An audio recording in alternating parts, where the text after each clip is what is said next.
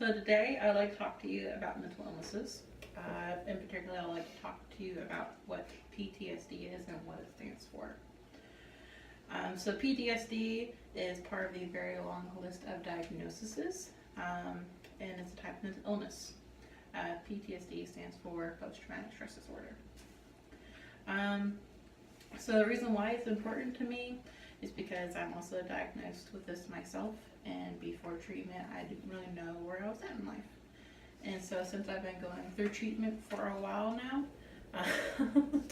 I wouldn't know what life would be like without being treated for PTSD.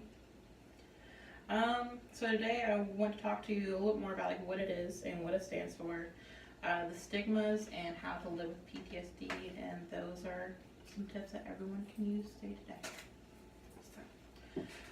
So first, let's start with what PTSD is. I said earlier, it stands for post-traumatic stress disorder.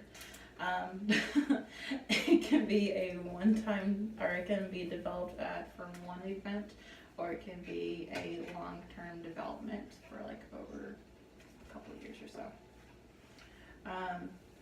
People who typically develop PTSD are normally triggered from an event, which is typically from war or a terrorist attack. It can be from a critical accident, childhood abuse, a severe or terminal illness, rape, or any form of violent assault. So the symptoms of PTSD are typically chronic anxiety, difficulty falling asleep and staying asleep, night terrors, which are nightmares on steroids, concentrating, irritation, and aggressive outbursts, avoiding the incident or avoiding the incidents that kind of triggers the memory of it, depression or suicidal thoughts, and substance abuse as well. So what causes all this here is, like I said earlier, the overstimulated of stress and anxiety on the body. And this year's overstimulation also triggers the flight or fight response in our body. And this year can also trigger anxiety attacks, which are typically high blood pressure, tightness of chest, or the feeling of choking, and rapid heartbeat. So the information that I provided you already is just a tip of the iceberg on what PTSD is. There's a lot to it, so there's more than just that. But if I went ahead and gave you all the information, we'd be here for a really long time. So what are the stigmas of PTSD? So typically the stigmas of PTSD are those that are damaged or that they're weak. And this can also be a misconception from other people or also from yourself as well too. So you're seeing yourself as damaged or weak. And typically this year normally risk people not getting help because they do feel embarrassed of their diagnosis or their fear of being mentally institutionalized. And so a study was done on 1,387 people that are diagnosed with PTSD. 28% thought they were able to cope with this, or that they should be able to cope with having PTSD. 17% did not see a doctor. 15% thought it would get better on its own, so they would not seek treatment or anything. 13% were too embarrassed to go talk about it with someone. And 10% also feared the hospitalization. And of course, these stigmas are very damaging and life-threatening to people because they don't go and seek treatment when in reality they should. So when seeking help, we're actually helping ourselves. So what kind of treatments are out there for people with PTSD? Or what are the recommendations for seeking treatment? So one, of course, is to seek help from a medical provider.